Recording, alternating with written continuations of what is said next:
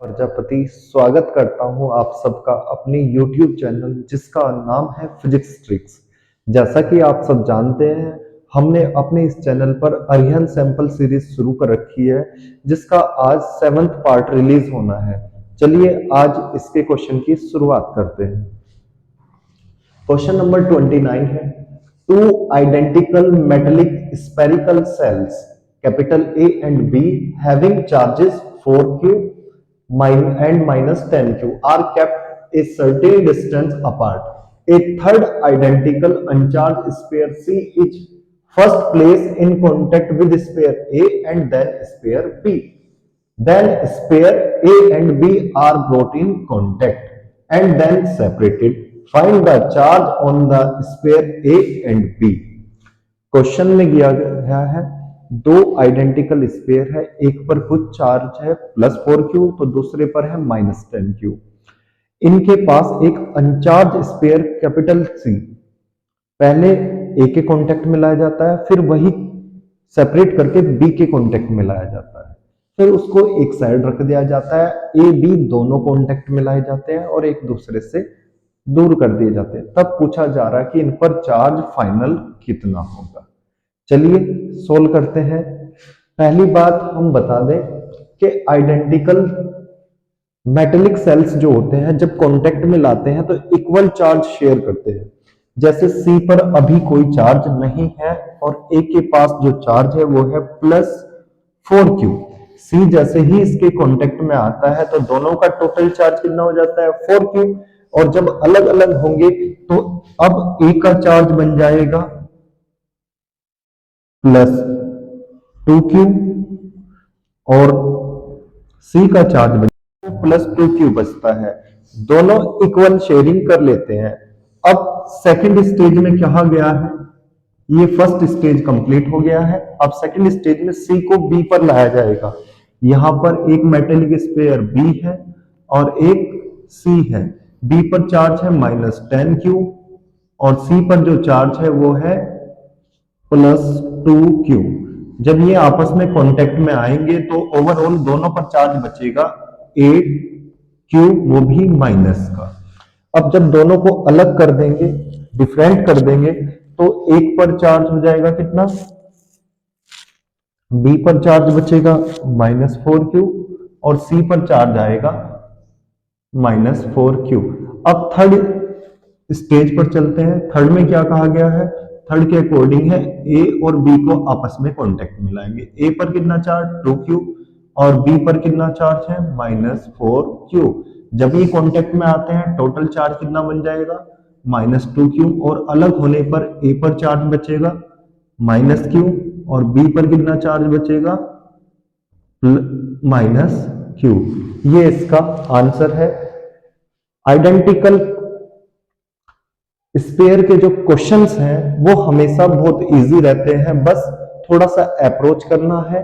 जब भी सिस्टम के दोनों चार्ज जुड़ेंगे तो टोटल चार्ज देखना है, अगर अलग अलग करने पर इक्वली दोनों डिस्ट्रीब्यूट हो जाते हैं।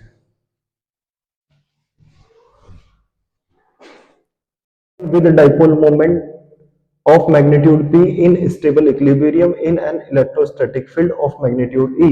Find the work done to rotating the dipole its position of unstable equilibrium. And this question asked 2010 in compartment. Question में दिया गया है एक डाइपोल मोमेंट है P जो डाइपोल इलेक्ट्रिक फील्ड में स्टेबल पोजीशन पर रखा हुआ है।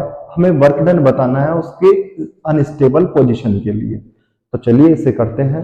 किसी डाइपोल को रोटेट करने में जो वर्क डन किया जाता है वो होता है W = टॉप d थीटा, और ये इसकी पोजीशन होती है θ1 से θ2 की किस पोजीशन से किस पोजीशन में रोटेट किया जा रहा है। यहाँ पर वर्क डन हमें निकालना stable to unstable equilibrium. Stable के लिए एंगल कितना होता है, कम एनर्जी होती है 0 होता है, और अनस्टेबल के लिए मैक्सिमम एनर्जी होती है तो एंगल पाई होता है। W = 0 to pi PE sin theta.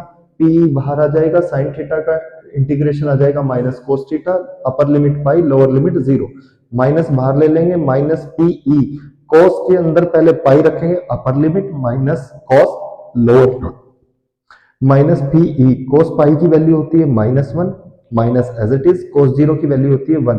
यहाँ सेम साइन के क्वांटिटी ऐड हो जाएगी, -2 माइनस माइनस प्लस 2PE इसका आंसर आ जाएगा। Dipole is present in an electrostatic field of magnitude 10 की पावर 6 न्यूटन पर coulomb if work done in rotating it from its position of stable equilibrium to its position of unstable equilibrium is 2 into 10 की power -23 joule, then find the magnitude of dipole moment of this dipole। Question में given है एक dipole रखा है किसी electric field में जिसका magnitude हमें गिवन है और डाइपोल को रोटेट करने में जो वर्क डन किया गया है वह भी गिवन है। हमें डाइपोल मोमेंट निकालना है।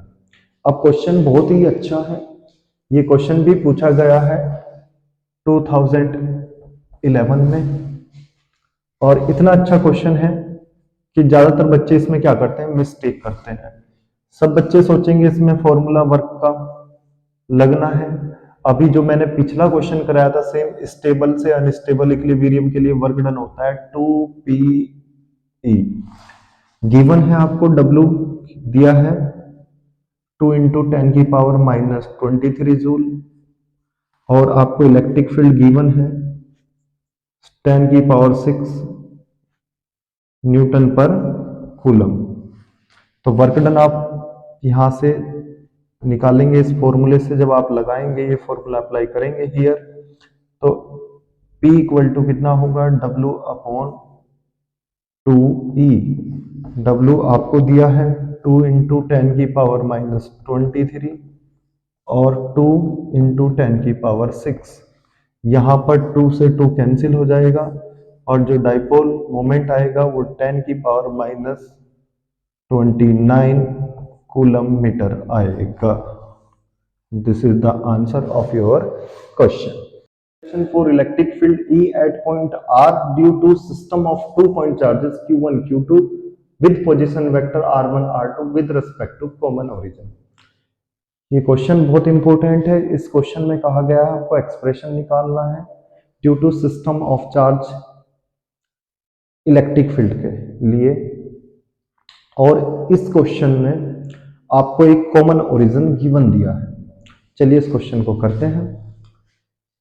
मैंने एक सिस्टम बना लिया है जिसमें 2 चार्ज Q1 Q2 प्रेजेंट है। ओरिजिन से इसकी डिस्टेंस R1 है, इसकी डिस्टेंस R2 है।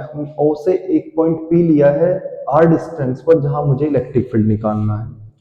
अब इलेक्ट्रिक फील्ड इन वेक्टर फॉर्म जो होता है 1/4πε0 Q vector R upon R की पावर 3, ये वेक्टर फॉर्म होती है। अब इलेक्ट्रिक फील्ड किसके कारण होगा, Q1 चार्ज के कारण P पर होगा और Q2 चार्ज के कारण P पर होगा। तो मैंने सबसे पहले electric field at P due to charge Q1 निकाला है। Q1 के लिए 1/4πε0 Q1, यहां से यहां तक की डिस्टेंस, ये मेरा पॉइंट है A से P तक की डिस्टेंस मैंने ली है, AP वेक्टर रख दिया है और यहाँ AP का मैग्नीट्यूड का Q सेम इस इलेक्ट्रिक फील्ड के फॉर्मूले की तरह से। अब यहाँ पर देखिए मेरे वेक्टर की डायरेक्शन ये है। अगर वेक्टर की डायरेक्शन ये होती है तो जिधर एरो होता है वो फाइनल है, जिधर टेल होती है वो इनिशियल है। फाइनल माइनस इनिशियल कर देंगे तो फाइनल पोजीशन पे R पहुंच रहा है और इससे पहले कितना है, इनिशियल पे R1 है, तो R माइनस R1 कर देंगे। ऐसे ही यहाँ पर आएगा, यहाँ मैग्नीट्यूड की टर्म है, यहाँ वेक्टर की टर्म है। सिमिलरली इलेक्ट्रिक फील्ड निकालेंगे P पर ड्यू टू Q2 के कारण इलेक्ट्रिक फील्ड कितना है, E2 है। E2 यहाँ पर निकालेंगे 1/4πε0 Q2 कितना वेक्टर है, B से P तक की distance, vector B upon vector B के मैग्नीट्यूड की क्यूब। E2 रखेंगे 1/4πε0 Q2 एज इट इज। यहाँ पर R माइनस R2 हो जाएगा बेटा उसके अकॉर्डिंग और R माइनस R2 की पावर 3 यहाँ पर हो जाएगा। Total electric field vector quantity है तो उनका वेक्टर सम कर देंगे और दोनों इक्वेशन 1 और 2 जो मेरी आई है दोनों को सम करके यहाँ निकलेंगे। This is the expression which is required in the question.